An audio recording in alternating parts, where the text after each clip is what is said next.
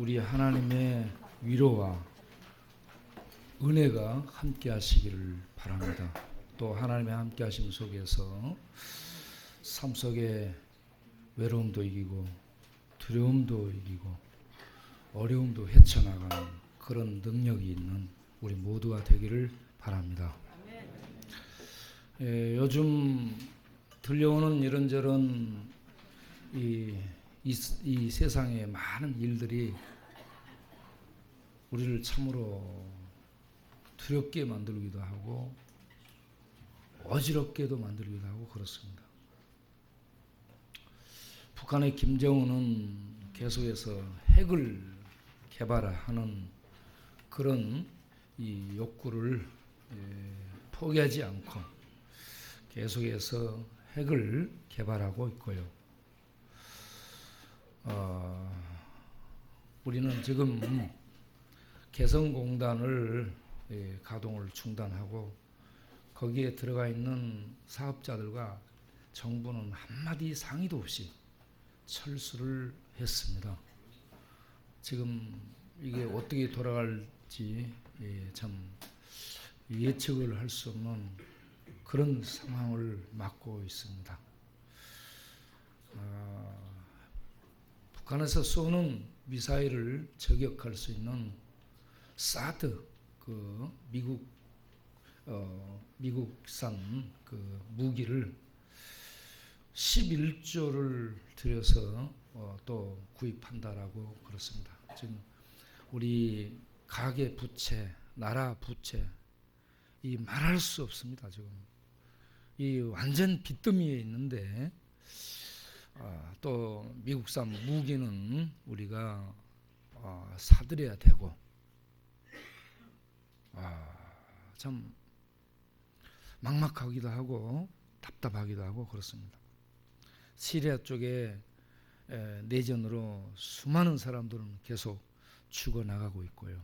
또 여러 나라가 동맹해서 그거 저지를 하기 위해서 또 참여하겠다라는 이런 얘기들도 있고 또 독일의 중요한 그 핵심 은행들이 부도날 위기에 있다라고 얘기하고요. 그곳에 있는 많은 은행들이 직원들을 감축하겠다. 뭐 적게는 수백 명에서 많게는 수천 명 이르기까지 직원들을 감축하겠다. 이런 이 정치, 경제, 뭐 군사 이런저런 문제로 아주 시끄럽습니다. 이런 세상에서 하나님을 믿고 있는 우리들에게 하나님이 함께하고 계시는가? 하나님이 함께하고 계시는가? 의심스럽다는 얘기죠. 하나님이 함께 계시면 함께 하신다면 세상이 이 모양 이 꼴이 될 수 있겠는가? 이렇게도 시끄럽고 이렇게도 어수선하고 이렇게도 불투명한 그런 상황이 계속될 수 있겠는가? 삼성의 고 이병철 회장이 24가지 질문 중에 하나가 교회가 이렇게 많은데 왜 세상에 부정불법과 전쟁과 기아와 이런 악들이 제거되지 않는가라는 의문을 던졌지 않습니까? 그래서 우리는 이 세상을 보면 하나님이 함께 하신다라는 말씀이 성경에만 있는 것 같고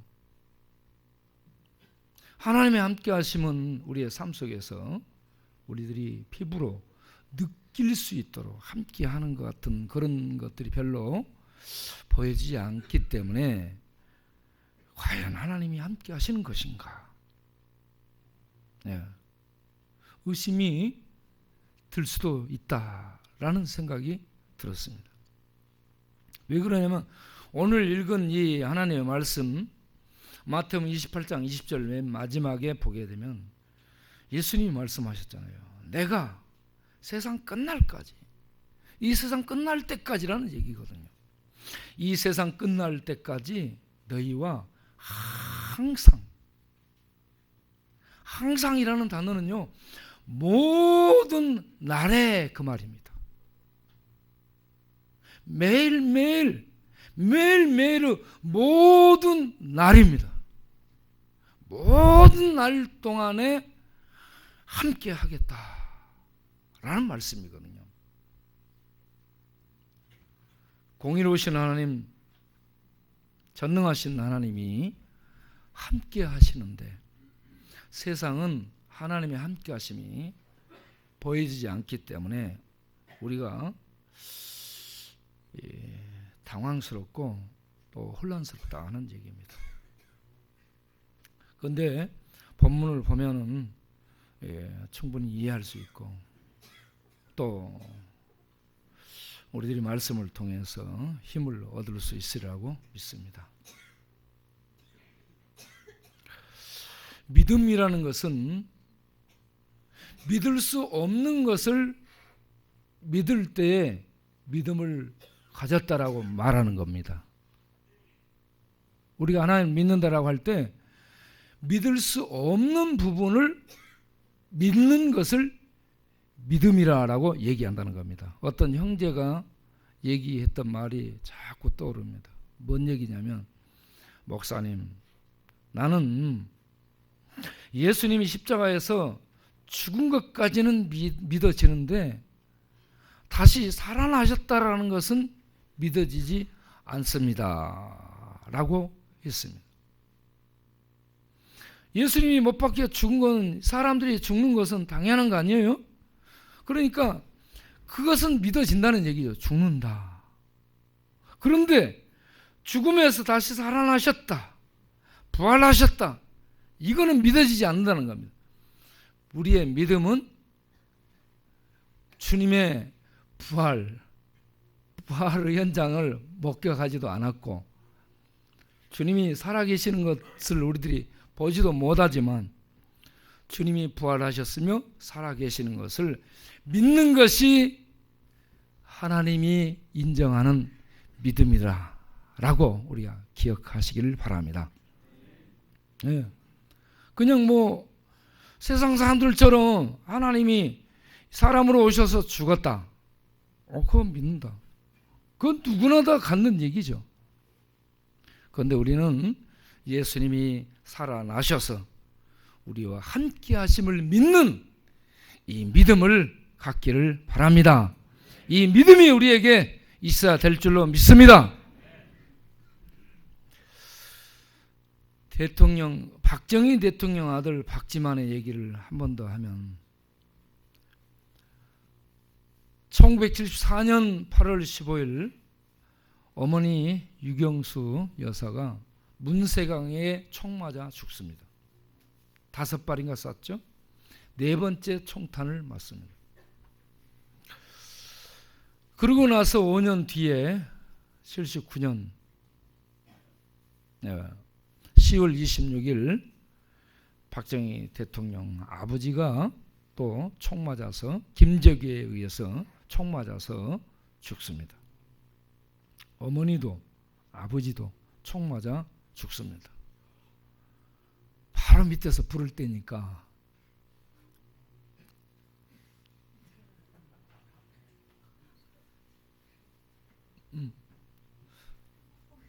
코 고는 소리가 굉장히 크게 들려가지고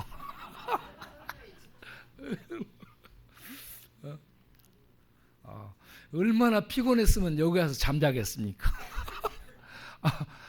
그 밖에서 얼마나 피곤했으면 하나님 전전에 나와가지고 주님 품에 기대해서 이렇게 편안하게 코를 골며 잘까? 예배 중에. 하나님이 참 그래도 사랑하는 아들이라 생각을 합니다. 하나님 품에서 편히 자고 새 힘을 얻고 일어나는 그런 은혜가 있기를 바랍니다. 그 박지만이 이와 같이 어머니가 고등학교 때 돌아가시고 육군 사관학교 2학년 3학년 때 아버지 또 총 맞아서 돌아가시고 유신 정권, 독재 정권, 베트남의 젊은 피를 팔아먹는 이 불의한 정권 물러가라라는 이러한 온 국민의 원성 속에 박지만은 갈 데가 없었습니다. 그래서 미쳐버리면 박지만이 미치게 되죠. 미쳐서 그가 도피한 세계가 술, 마약, 여자였습니다. 그런 세월이 12, 13년간을 지속합니다. 그리고 교도소, 또 마약, 이런 이 상담소, 이런 곳에 가서 이렇게 세월을 보내게 됩니다.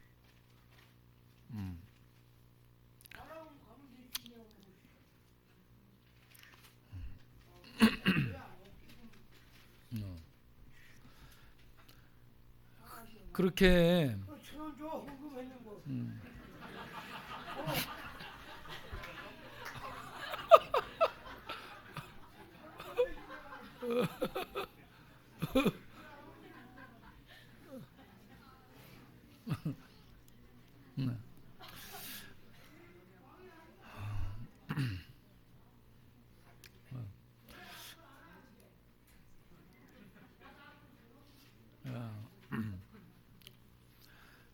박지만이 이렇게 참 더 이상 어디로 추락할 데가 없고 피할 길이 없어서 거의 미쳐서 그렇게 지내게 됩니다.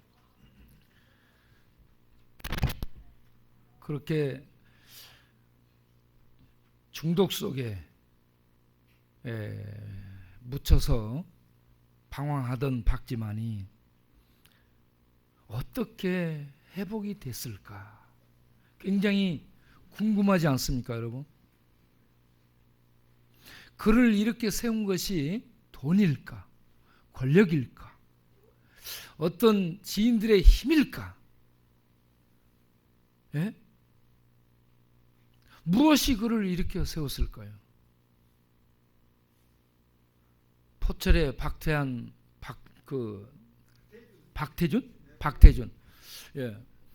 그 양반이 그렇게 돈을 도와주면서 그를 일으켜 보려고 노력을 했지만 그는 중독 속에 잡혀서 일어나지를 못했습니다. 계속 맴돌고 방황하고 또 멍한 상태로 살았습니다. 수없이 수감이 됐죠. 그런 그가 회복이 될 수 있었던 것을 저는 어렴풋이 추적을 해보는데 그가 46살에 결혼을 하게 됩니다. 쉐라톤 오크힐 홀에서 2,500여 명의 이 축하객들의 박수 속에 30살에 이 서양이라는 이 변호사하고 결혼식을 올리게 됩니다. 그런데 거기에 결혼식 주례자가 소망교회의 곽선희 목사님이었습니다. 그 자리에 김종필도 참석을 했었습니다. 저는 이 박지만이 그러한 마약과 중독에서 벗어날 수 있도록 힘이 되어준 게 첫째는 그 부인 서양이 그 기독교 신자였던 이 서양이었다라는 생각을 했습니다. 그리고 두 번째는 목사님을 통해서 그가 전해 들은 하나님의 말씀이 그를 일으켜 세웠다라고 저는 믿게 됩니다. 이 두 가지 요인이 그렇게 중독 속에서 방황하던 박지만을 이렇게 세웠으리라 그렇게 믿고 있는데 시간이 되면 언제 제가 이 박지만이라든지 곽선희 목사님이라 이런 이 양반들을 만나서 그때 상황을 한번 물어보고 싶어요. 지금은 이 사람들이 소망교회 성도가 돼가지고 신앙생활을 계속하고 있습니다. 제가 볼 때 이런저런 중독에 사로잡히고 방황하는 사람들, 이런 사람들을 살리고 변화시키고 새롭게 할 수 있는 것이 무엇일까? 부활하신 하나님을 만나는 이 만남이 이 사람들을 새롭게 할 수 있는 가장 강력한 능력이고 또 어쩌면 최고의 방법이라고 믿습니다. 또 한 사람 얘기를 하게 되면 유대주의에 푹 빠져버린 바울이라는 사람, 그가 유대주의에 미친 사람입니다. 율법과 또 장로들의 가르침 속에 푹 빠져서 거기에 미쳐버린 사람이에요. 이 중독은 뭐 이런저런 모습으로 나타나는 것 외에도 이렇게 잘못된 것에 푹 빠진 것도 사실은 중독이고 미친 겁니다. 바울이 이와 같이 유대와 율법에 미쳤습니다. 그래서 예수 믿는 사람들을 전부 죽이고 잡아서 가두고 예수 믿는 이 기독교인들의 씨를 말려버리려는 이런 생각을 갖게 됩니다. 그래서 앞에서 복음을 전하던 스데반도 돌로 쳐 죽이는 그런 리더로서 사람들 앞에서 사형을 집행하다시피 하는 이런 대적 행위를 했던 것입니다. 그리고 다메섹 도상으로 사내들인 이 공문을 받아가지고 합법적으로 예수 믿는 자들을 박해하고 잡아 가두고 그들을 말살하기 위해서 다메섹 도상으로 가던 중에 그가 부활하신 예수님을 만나게 됩니다. 그 상황을 사도행전 9장 4절 5절, 사도행전 22장 23절 이하에 말씀을 하고 있습니다. 이렇게 살기가 등등해 가지고 예수 믿는 사람들을 잡으러 가고 있었습니다. 그런데 갑자기 빛이 확 나타났습니다. 갑자기 빛이 나타나 가지고 그 앞을 캄캄하게 막았어요. 여러분, 너무 밝은 빛을 만나게 되면 아무것도 안 보입니다. 그런데 그렇게 나타난 빛이 말씀을 합니다. 사울아, 사울아, 어찌하여 나를 핍박하느냐? 그러니까 빛이었는데 빛 가운데서 음성이 들려옵니다. 깜깜해서 아주 눈이 깜깜해져서 엎드려서 누구십니까? 물으니까 빛 속에서 말씀이 들려옵니다. 나는 내가 핍박하는 예수라. 나는 내가 핍박하는 나사렛 예수니라.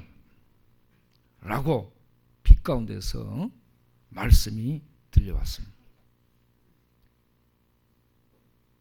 유대주의에 미친 사도 바울이요, 율법을 수호하는 이 수호자로서 율법을 이 어지럽히는 예수 믿는 자들을 잡아서 죽여야 되겠다라는 이런 여호와의 종교에 충성하는 이런 이 바울이었는데, 율법의 정죄 속에 죽어버린 예수가 죽음으로 끝장난 줄 알았는데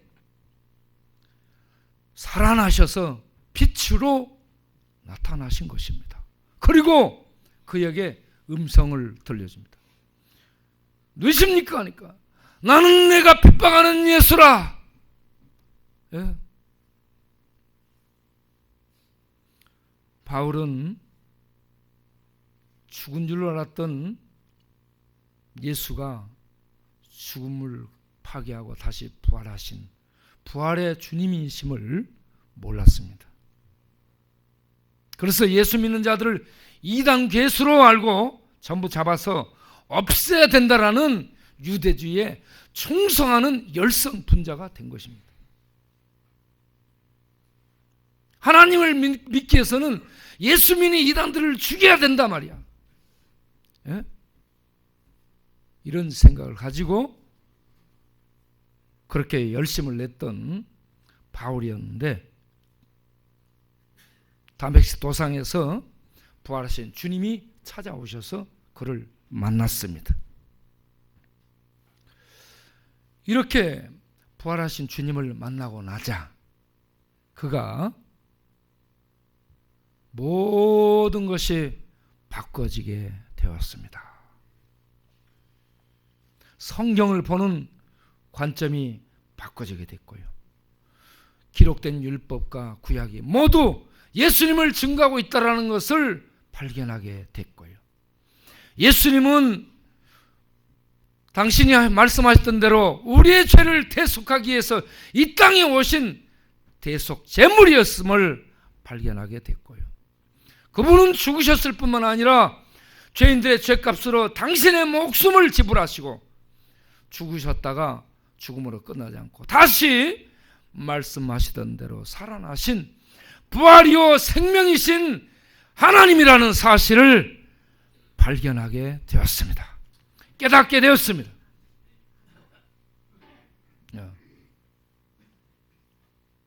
그래서 그의 모든 것이 바꿔지게 됩니다.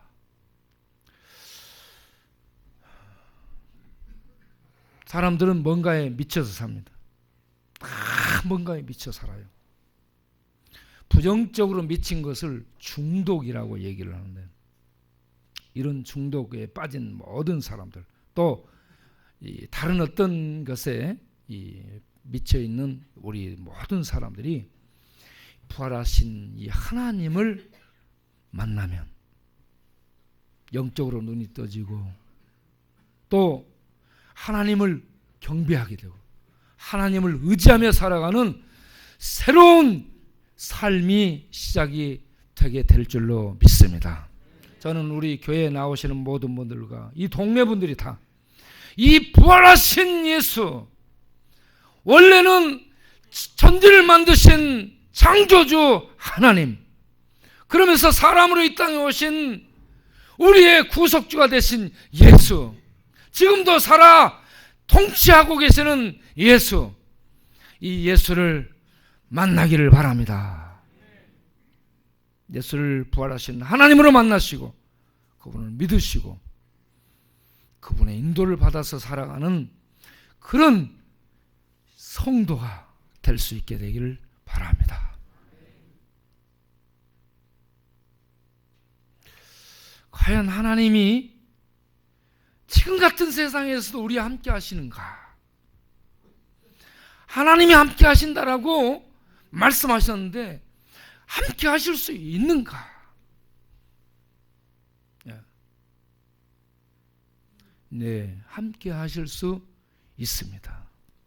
함께 하실 수 있는 그러한 조건과 그러한 자격을 우리가 말씀을 통해 찾아보면, 오늘 읽은 말씀 마태복음 28장 18절에 예수님이 제자들에게 얘기합니다.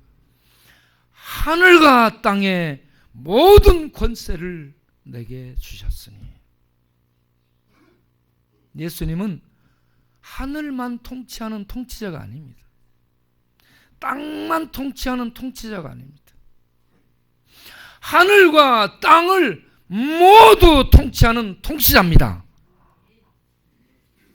그러면 하늘과 땅 보이는 세계, 하늘과 보이는 땅만 통치하는가?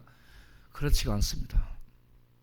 계시록 1장 8절 9절을 보게 되면 하나님이 나는 알파와 오메가요, 나는 전능자라 라고 하나님을 소개하고,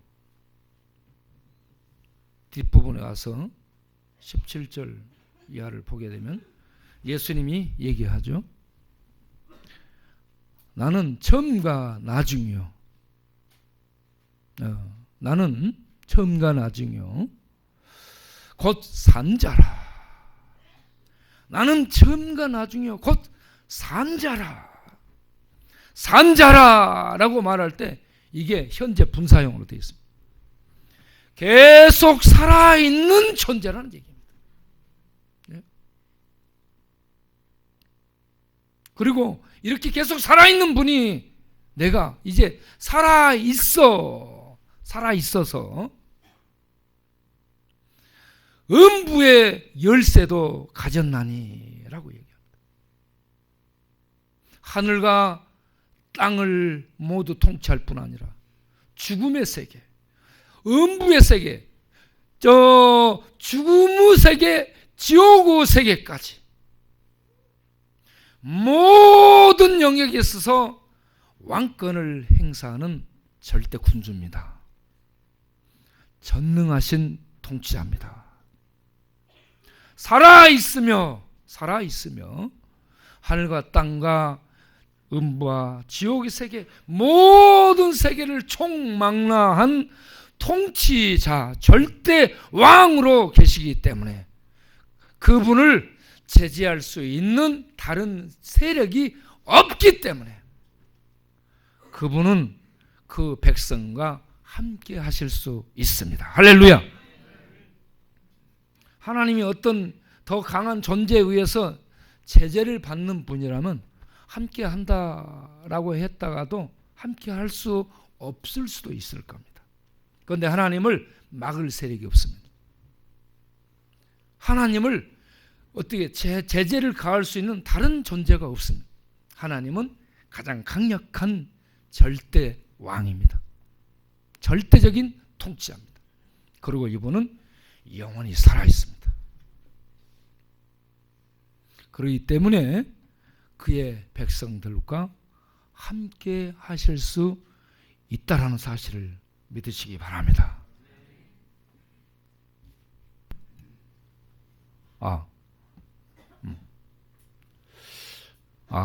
요짝이 안 나왔는데 눌러져.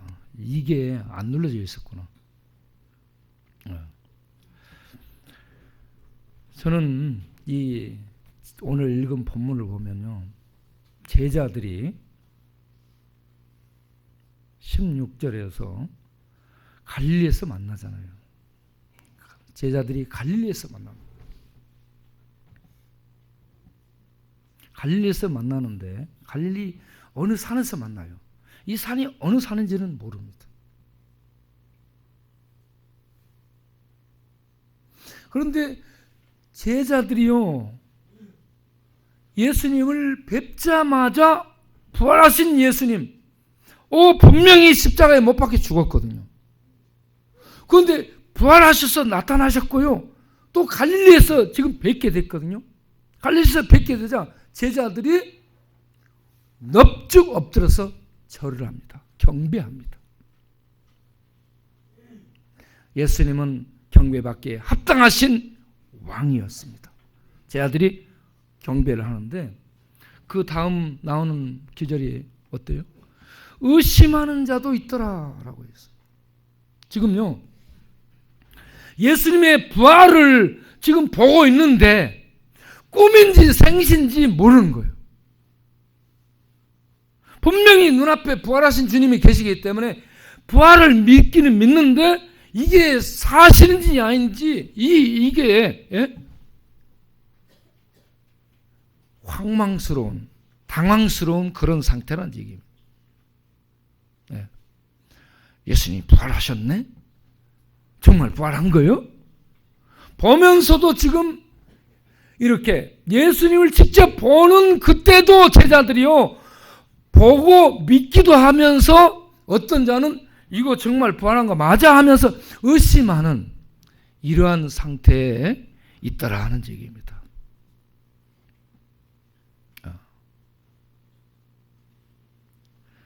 그런데 오늘날 우리들이 어떻게 예수님의 부활을 믿을 수가 있겠습니까? 예수님의 부활을 직접 본 그 제자들도 믿기도 하고 의심하기도 했더라 라고 얘기를 하고 있습니다.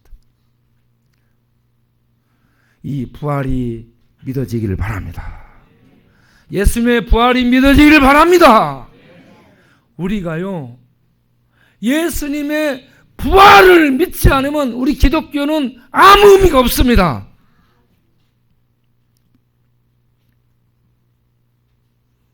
예수님은 부활하셨습니다. 고린도전서 15장을 보게 되면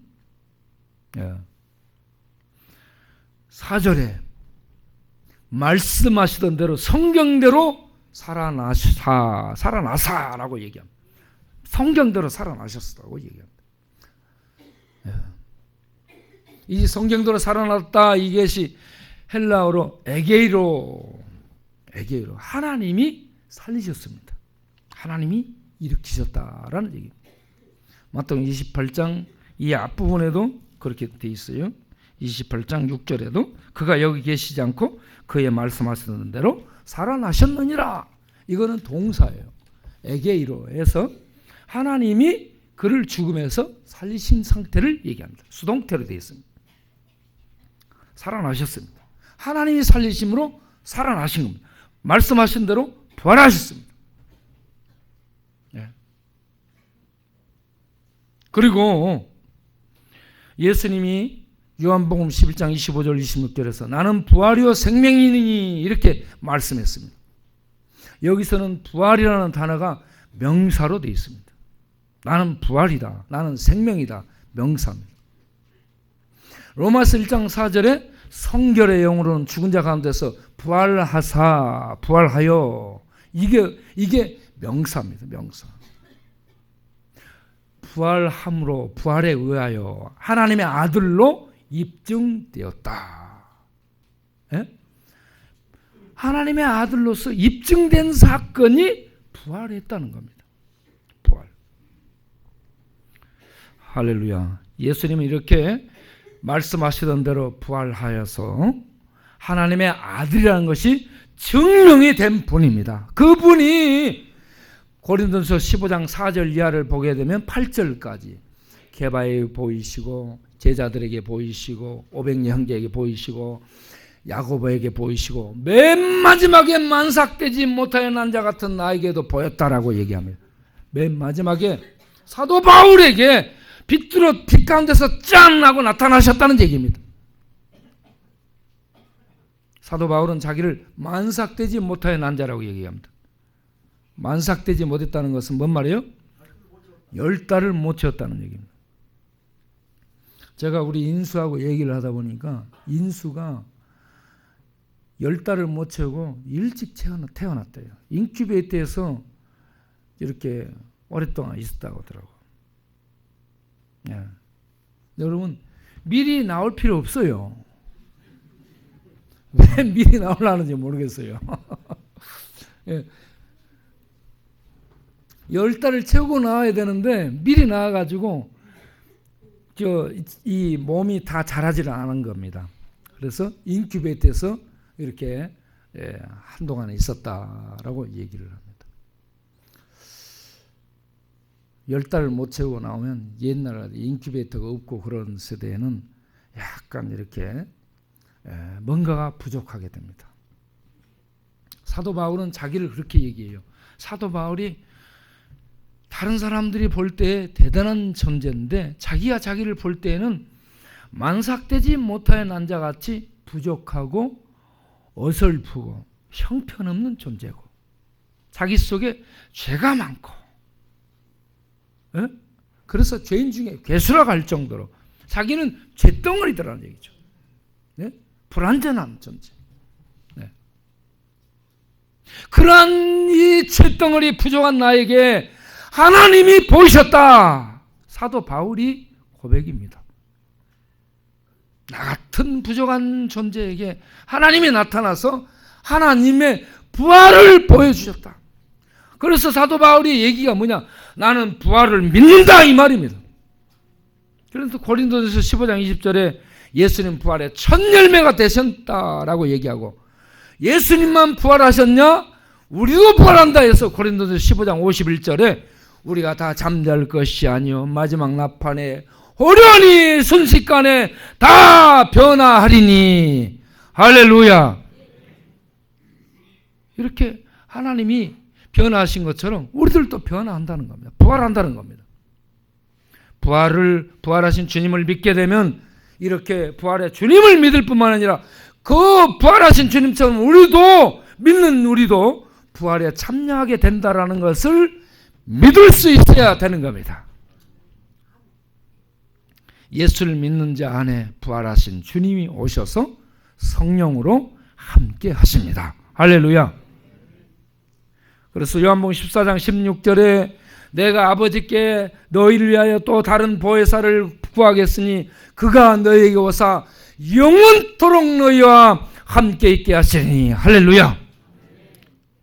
아버지께 받아서 예수님이 보내는 보혜사, 예수님을 대신해서 예수님의 이름으로 오는 보혜사 성령이 믿는 자 안에 오셔서 영원토록 함께 하신다는 겁니다. 예수님이 내가 세상 끝날까지 항상 너희 함께 하시겠다라고 하셨는데 그 함께 하신다는 약속을 아버지께로 가셔서 성령을 보내가지고 성령이 하나님의 영이 오셔서 믿는 자 안에 잠시 있다가 뭐 가거나 그런 것이 아니고요. 예? 우리 인생이 실패되든 우리 인생이 부도나든 우리 인생이 죽음에 처하든 우리 주님은 그가 보낸 성령으로 우리와 함께 하셔서 영원토록 이 세상 끝날까지 우리가 죽을 때까지 이 세상이 없어질 때까지 영원토록 믿는 자와 함께 하신다. 할렐루야. 그래서 마태복음을 저는 이렇게 볼 때, 묵상해 볼 때 마태복음 1장에 예수님의 태어나심을 얘기하면서 보라 처녀가 잉태의 아들을 낳을 것이요 그 이름을 임마누엘이라 하리라 했습니다. 임마누엘 번역하면 하나님이 우리와 함께 계시다 하는 말씀이라고 했습니다. 하나님이 우리와 함께 하시다는 것을 마태복음 28장 끝부분에 가서 내가 세상 끝날까지 항상 너희와 함께 있으리라 임마누엘 하리라. 하나님이 임마누엘과 함께하는 것이 구원인 줄로 믿으시길 바랍니다. 하나님이 함께하시는 것은 보이는 육체로 오신 예수님이 우리와 함께하는 것이 아니라 그가 보내신 성령이 우리 안에 예수 믿는 자 안에 오셔서 영원히 함께하시며 우리를 진리 가운데로 인도하여서 진리의 생명 안에 살아가도록 이끄신다라는 말씀입니다. 여러분 그 진리를 그 사실을 믿으시기 바랍니다. 이렇게 예수님은 세상 끝날까지 함께 하신다라는 말씀을 하시고 그러면서 제자들을 이 갈릴리에서 만나고 있습니다.